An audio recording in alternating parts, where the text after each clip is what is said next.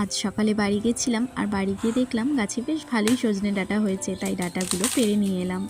আমার শ্বশুরবাড়িতে সবাই আবার ওই মোটা মোটা ডাঁটাগুলোই বেশি পছন্দ করে, কিন্তু আমার আবার ওই একটু কচি সরু ডাঁটাগুলোই বেশি ভালো লাগে।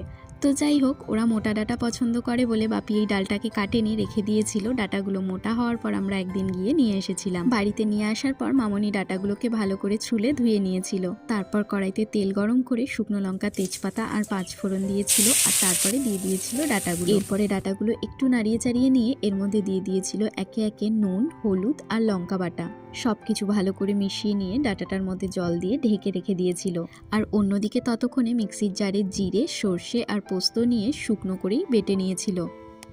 এরপর ডাঁটাটা মোটামুটি সেদ্ধ হয়ে গেলে ওই বেটে রাখা মশলাটা দিয়ে আরও কিছুক্ষণ ফুটিয়ে নিয়েছিল। ব্যাস, তারপর আর কি, জলটা শুকিয়ে এসে তরকারিটা মাখো মাখো হয়ে গেলেই রেডি আমাদের সজনে ডাঁটার চচ্চড়ি। বেশ, আজকের মতো ভিডিওটা তাহলে এখানেই শেষ করছি। দেখা হবে নতুন একটি ভিডিওতে।